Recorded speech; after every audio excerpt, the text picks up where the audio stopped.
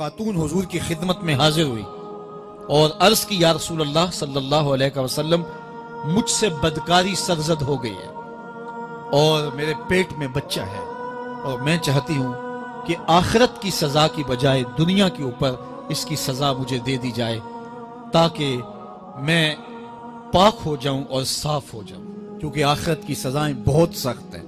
اللہ کے محبوب علیہ السلام نے جبریل امین سے ایک دن پوچھا تھا مجھے جہنم کے عذابوں کا ذکر سناؤ، تو عرض کی یا رسول اللہ صلی اللہ علیہ وسلم ہلکا ترین عذاب یہ ہے کہ جہنمی کے پاؤں میں آگ کے جوتے رکھے جائیں گے، باقی اس کے پورے بدن پہ آگ نہیں ہوگی، صرف آگ کے جوتے اس کو پہنائے جائیں گے، لیکن اس کی حدت، گرمی اور شدت اتنی ہوگی یغلی منہما دماغہ، اس کی شدت سے اس کا دماغ پگھل کر ناک اور کانوں کے ذریعے سے باہر آنا شروع ہو جائے گا۔ یہ سب سے ہلکے عذاب کی کیفیت ہے، اور جو عذاب سخت ہیں الیاذ باللہ، اللہ تعالیٰ قرآن مجید میں فرماتا ہے ثم لا يموت فیہا ولا یحیا، اس بڑے عذاب کا ذکر کیا جو جہنمیوں کو دیا جائے گا، فرمایا اس عذاب کی کیفیت یہ ہوگی بندہ نہ جیے گا نہ مرے گا۔ جیے گا اس لیے نہیں کہ آگے اور پیچھے دائیں اور بائیں آگ ہی آگ ہوگی، تو اس آگ میں جینا کو جینا تو نہیں ہوگا، اور مرے گا اس لیے نہیں کہ موت کو موت آ چکی ہوگی۔ تو وہ کتنا سخت عذاب ہوگا الیاذ باللہ کہ ہلکے ترین عذاب کی کیفیت یہ ہے کہ پاؤں میں آگ کا جوتا اور دماغ پگھل کے ناک اور کانوں کے راستے سے باہر آ جائے۔ تو اس نے عرض کی یا رسول اللہ صلی اللہ علیہ وسلم میرے اوپر حد جاری کر دیجئے، اور اس نے کہا کہ میرے پیٹ میں جو ہے وہ بچہ ہے۔ اللہ کے محبوب علیہ السلام نے فرمایا جاؤ جب بچہ پیدا ہو تو پھر آنا۔ وہ چلی گئی، تو جب بچہ پیدا ہوا تو گود میں اٹھائے پھر حضور کی خدمت میں حاضر ہوئے اور عرض کی یا رسول اللہ یہ ہے بچہ جو میں نے گناہ کیا تھا، بدکاری کی تھی، آج یہ اس کی نشانی ہے۔ تو اللہ کے محبوب علیہ السلام نے فرمایا کہ اسے لے جاؤ اور اسے دودھ پلاؤ، اور جب یہ کچھ کھانے پینے لگ جائے گا تو پھر آنا۔ کچھ دنوں کے بعد وہ دوبارہ حاضر ہوئی اور اس نے اس بچے کے ہاتھ میں روٹی کا ٹکڑا دیا ہوا تھا، اور عرض کی یا رسول اللہ دیکھ لیجئے اب یہ روٹی کھانے لگ گیا ہے۔ اللہ اکبر۔ تو اللہ کے محبوب نے فرمایا انہیں لے جاؤ اور جا کے انہیں سنگسار کر دو۔ اس کی یہ حد بنتی تھی، اس کو سنگسار کیا اور اس نے خود یہ سزا اپنے لیے قبول کی۔ تو یہ بات ذہن نشین کیجئے کہ یہ وہ لوگ تھے کہ جن سے کبھی کوئی گناہ سرزد ہو جاتا تو وہ جلد توبہ کرتے، اور اس کی بڑی سے بڑی حد اور سزا بھی ہوتی تو وہ بھی کاٹنے کے لیے تیار ہو جاتے۔ میں اور آپ دیکھیں کہ ہماری زندگی میں اگر گناہ ہیں اور ہمیں سچی توبہ کی توفیق بھی نصیب نہیں ہے اور آئندہ نہ کرنے کا عزم مصمم ہو، پکا ارادہ ہو کہ یہ گناہ زندگی میں دوبارہ نہیں کروں گا، الگ بات ہے کہ پھر دوبارہ اس سے سرزد ہو جائے، لیکن جب وہ توبہ کر رہا ہو تو اس وقت اس کا پختہ عزم ہو اور اس کے دل کے کسی گوشے میں نہ ہو کہ چلو میں توبہ کر لیتا ہوں اور پھر ہو گیا تو پھر کر لوں گا، پکا عزم ہو کہ دوبارہ یہ گناہ نہیں کروں گا۔ اور اگر زبان سے توبہ توبہ کر رہا ہو اور دل میں ہو کہ ٹھیک ہے یہ تو صبح بھی مجھ سے عمل بد سرزد ہونا ہے، تو اللہ تعالیٰ سے یہ مذاق کرنے والی بات ہے، اور اللہ تعالیٰ سے جو مذاق کرتا ہے وہ کہاں کھڑا ہے وہ خود سوچ لے۔ وہ کیا کسی نے کہا تھا کہ توبہ کی پھر توبہ کر کے توڑ دی، میری اس توبہ پہ توبہ توبہ توبہ کر اٹھی۔ تو ایسی توبہ نہیں ہے کہ جو رسماً کسی مجلس میں چلے گئے، کسی اجتماع میں چلے گئے تو سب لوگوں نے توبہ توبہ کی تو وہ بھی توبہ توبہ کرتا رہا، لیکن اس کا عزم مصمم پختہ ارادہ نہیں تھا گناہوں کو چھوڑنے کا، تو یہ توبہ نہیں، یہ مذاق ہے۔ اس لیے اللہ کے حضور سچی توبہ یہ ہے کہ ماں قبل کے گناہوں سے مٹی کے گھروندے پاؤں پہ بناتا ہے اور انہیں مسمار کر دیتا ہے۔ وہ کبھی آپ نے دیکھا ہوگا کہ بچے ریت میں اپنا پاؤں رکھ کر کے اوپر سے ریت تھپک لیتے ہیں اور پھر پاؤں ہولے سے نکال لیتے ہیں، بچ جائے تو بڑے خوش ہوتے ہیں، اور جب کھیل ختم ہو جاتے ہیں تو اسے گرا دیتے ہیں اپنے ہاتھوں سے۔ بہلول بھی اسی شغل میں لگا ہوا ہے، بہلول یہ کام کر رہا ہے، گروندے بناتا ہے گراتا ہے، گروندے بناتا ہے گراتا ہے۔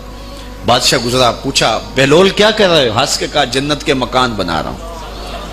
کہا بیچتے ہو؟ ہاں بیچتا ہوں. کتنے کا؟ 10 روپے کا، سیل لگائی ہوئی ہے. بادشاہ مسکرا کے گزر گیا. دیوانہ ہے، مجنوں ہے، اپنی موج میں لگا ہے. پیچھے سے ملکہ زبیدہ بھی آ رہی تھی. اس نے بھی دیکھا. کہا بہلول کیا کر رہے ہو؟ کہا جنت کے مکان بنا رہا ہوں. کہا بیچتے ہو؟ ہاں 10 روپے کا بیچتا ہوں. 10 روپے بادشاہوں کے لیے کیا ہوتے ہیں؟ 10 درہم نکالے، اس کو دیا، اس نے دریائے دجلہ میں پھینک دیا. فقیر اتنی دیر تک فقیر نہیں بنتا. داتا صاحب فرماتے جب تک مٹی کا ڈھیلا اور سونے کی ڈلی اس کی نظر میں برابر نہیں ہو جاتا. اور ایک مکان کے گرد، ایک وہ گھروندے کے گرد دائرہ لگایا. کہا یہ تیرا ہوا. ملکہ گزر گئی. بادشاہ بھی چلا گیا. شام کو اپنے محل میں پہنچے. بادشاہ سویا. منظر جاگا کہ حشر کا دن ہے، پھر جنت کا منظر ہے. جنت میں بڑے بڑے خوبصورت مکان ہیں. ایک مکان تو بڑا ہی اچھا لگا، تو جی چاہا کہ اس مکان کو دیکھوں. تو جب قریب گیا تو دروازے پہ لکھا تھا ملکہ زبیدہ. شوق سے آگے بڑھا تو دربان نے روک دیا. کہا یہ ملکہ کا ہے. کہا وہ میری ہی ملکہ ہے. کہا دنیا کے ضابطے اور ہیں، آخرت کے ضابطے اور ہیں. بادشاہ کی آنکھ کھل گئی، بے چین ہو گیا. ملکہ کو بیدار کیا. کہا تو کون سا نیک عمل کیا ہے؟ میں نے جنت میں تیرا یوں محل دیکھا ہے. ملکہ کہنے لگی وہی معمول کی نمازیں، وہی سب کچھ، کوئی نیا کام تو میں نے کیا نہیں. ہاں یاد آیا، کل گزر رہی تھی، دجلہ کا کنارہ تھا، وہ جسے لوگ مجذوب کہتے ہیں، وہ جو دیوانہ کہلاتا ہے، وہ بہلول، وہ جنت کے محل کہتا تھا وہ بنا رہا تھا. میں نے کہا چلو کوئی بات نہیں، فقیر ہے، 10 روپے کیا ہوتے ہیں. تو میں نے 10 روپے کا ایک محل خریدا تھا. بادشاہ سر پکڑ کے بیٹھ گیا. وہ تو مجھے بھی کہتا تھا. میں دیوانے کی بات سمجھ کے گزر گیا. اگلے دن بادشاہ قصدن گزرا. جب قصدن گزرا نا تو دل دھڑک رہا تھا کہ کہیں مجذوب پھر آج مل جائے اور اسی موج میں ہو تو کام بن جائے. دیکھا تو بہلول وہاں بیٹھا ہوا ہے. آگے بڑھ کے دیکھا تو کام بھی وہی. بادشاہ پھر رک گیا. پوچھا اب بہلول کیا کر رہے ہو؟ اب دل دھڑک رہا تھا کہ مجذوب ہے، کوئی اور بات کہہ دے تو چلو اچھا ہو کہ وہی جواب دے دے. اس نے وہی جواب دیا، جنت کے محل بنا رہا ہوں. بادشاہ کا کچھ دل ٹھہرا. پھر کہا اچھا بیچتے بھی ہو؟ ہاں ہاں بیچنے کے لیے بنا رہا ہوں. بادشاہ ادھر جیب میں ہاتھ ڈال رہا ہے اور ادھر پوچھ رہا ہے کتنے کا؟ کہا آدھی حکومت لگے گی. کہا کل تو 10 روپے کے بتا رہے تھے. کہا کل تم نے دیکھا نہیں تھا، آج سودا دیکھ کے لے رہے ہو. اللہ تعالیٰ ارشاد فرماتا ہے انما تنذر من اتبع ذکر وخشی الرحمن بالغیب. جو انڈٹھے سودے کرتے ہیں، جو بغیر دیکھ کے کرتے ہیں. اچھا چلو ایک خوشخبری میں آپ کو بھی سناؤں، اور وہ خوشخبری رسول اللہ کی زبان سے. حضور نے فرمایا طوبی لمن رآنی وآمن بی وطوبی 7 مرات من لم یرانی وآمن بی. فرمایا صحابہ تمہیں مبارک ہو ایمان کی کہ تم نے مجھے دیکھا اور میرے اوپر ایمان لائے. اور کہا انہیں 7 مبارکیں ہوں جنہوں نے مجھے دیکھا بھی نہیں ہوگا اور پھر بھی ایمان لائیں گے. انما تنذر من اتبع ذکر وخشی الرحمن بالغیب فبشرہ بمغفرۃ واجر کریم. ان کو بشارت دے دیجئے بڑی عزت والے اجر کی اور خوشخبری بھی. تو جس اجر کو میرا رب بھی کریم کہہ رہا ہے وہ اجر کیسا ہوگا. تو یہاں تو لہجہ دم توڑتا ہے اور الفاظ ساتھ نہیں دیتے کہ اجر کریم کی کیا تعریف کریں جس اجر کو میرے رب ہے. لا فضل لعربی علی اعجمی. کسی عربی کو اجمی پر کوئی فضیلت نہیں ہے اور کسی اجمی کو کسی عربی پر کوئی فضیلت نہیں ہے. کسی گورے کو کالے پر، کسی کالے کو گورے پر کوئی فضیلت نہیں. فضیلت کا معیار صرف تقوی ہے. ہمارے آج بھی ہندوانہ رسمیں ختم نہیں ہو رہی. دولت کی تقسیم پر، امیر غریب کی بنیاد پر اس معاشرے میں تقسیم موجود ہے. ہمارے دیہاتوں میں چودھری اور کمی کی بنیاد پر تقسیم موجود ہے. رعایا اور حکمرانوں کی بنیاد پر یہاں تقسیمیں موجود ہیں. لیکن میرے اور آپ کے آقا و مولا نے قیامت تک آنے والی انسانیت کے لیے جو منشور دیا وہ یہ تھا کسی عربی کو اجمی پر کوئی فضیلت نہیں، کسی اجمی کو عربی پر کوئی فضیلت نہیں، کسی گورے کو کالے پر کوئی فضیلت نہیں. کیونکہ کالے رنگ بھی اللہ نے بنائے ہیں، گورے رنگ بھی اللہ نے بنائے. حکیم لقمان رنگ کے کالے تھے اور صورت اچھی نہیں تھی. تو کسی نے ان سے پوچھا کہ آپ اتنے بدصورت کیوں ہیں؟ تو حکیم لقمان نے کیا جواب دیا؟ کہا آپ شکل میں نقص نکال رہے ہیں یا شکل بنانے والے میں نقص نکال رہے ہیں؟ تو وہ خاموش ہو گیا. اللہ اکبر. تو یہ اللہ نے بنایا ہے نا, اس نے کانٹا بھی اس نے پیدا کیا ہے, پھول بھی اس نے پیدا کیا ہے, چہروں کی رنگت اس نے بنائی ہے, کسی میں کوئی رنگ بھر دیا, کسی نے کوئی رنگ بھر دیا. تو رنگوں کی بنیاد پر, نسب کی بنیاد پر کوئی افضل, کوئی اشرف, کوئی اعلیٰ, کوئی بد, یہ نہیں ہے, بلکہ معیار جو دیا گیا وہ کیا تھا؟ تقوی.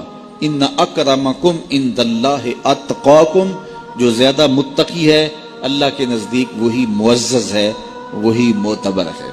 پھر حضور علیہ الصلوۃ والسلام نے عورتوں کے بارے میں تاکید کی کہ وہ تمہاری زیر دست ہیں, ان کی ملک کچھ نہیں ہوتا اور کمزور ہیں, ان کے بارے اللہ سے ڈرنا. اور حضور نے ان کے ساتھ حسن سلوک کرنے کی وصیت کی. پھر غلاموں کے ساتھ حسن سلوک کرنے کا حضور نے درس دیا کہ جو خود کھاتے ہو وہ انہیں کھلاؤ, جو خود پیتے ہو انہیں پلاؤ, جو خود پہنتے ہو انہیں پہناؤ. بعض لوگ ملازم کو, ماتحت کو جو ہیں وہ ہلکے کپڑوں میں کسن رکھتے ہیں تاکہ پتہ چل جائے کہ یہ غلام ہے, یہ ملازم ہے اور ہم باس ہیں. حضور علیہ الصلوۃ والسلام نے ان 3 چیزوں کی تاکید کی.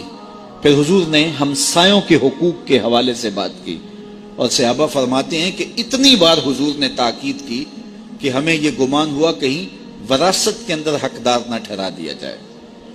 تو ہمسایوں کے حقوق کے حوالے سے حضور نے تاکید ارشاد فرمائی. پھر حضور نے 3 باتوں کی تاکید فرمائی. پہلی بات, عمل میں اخلاص پیدا کرو, چونکہ عمل کا خلوص ہی قبولیت کا سبب و ذریعہ ہے. اگر عمل میں خلوص نہیں تو کچھ بھی پلے نہیں ہے. دوسری بات, حاکموں کو وصیت کرنا, جو بادشاہ وقت ہوں, حاکم ہوں, ان کو خیر کی بات کہنا, ان کو بتانا, ان کا قبلہ درست کرنے کی کوشش کرنا, یہ ذمہ داری ہے قوم کے اوپر. تیسری بات کی حضور نے یہ وصیت فرمائی, لزوم و جماعت المسلمین, مسلمانوں کی جماعت سے الگ نہ ہونا, الگ الگ ٹولیوں میں نہ بٹنا, لابیاں نہ بنانا, گروہ بندیاں نہ کرنا, جماعت کے ساتھ جڑ کے رہنا, فرقہ بندی سے بچنا اور جماعت وحدہ کا ساتھ دینا. حضور نے فرمائی, تابع السواد الاعظم فإنہ من شذ شذ فی النار, جو بڑی جماعت ہے, سواد اعظم ہے, ان کے ساتھ رہنا, جو ان سے بچھڑ گیا وہ جہنم میں ڈالا جائے گا. در ماہی دا چھوڑی ناہی, نہیں تے ہو جاویں گا روگی, جیڑی بکری اجڑوں وچھڑی او بگیاڑا جوگی. اس لیے لزوم و جماعت المسلمین, مسلمانوں کی جماعت کے ساتھ قائم رہنا. پھر حضور علیہ الصلوۃ والسلام نے فرمایا, اے امت مسلمہ, میں تمہیں لاوارث نہیں چھوڑ کے جا رہا, میں تمہارے اندر 2 بھاری چیزیں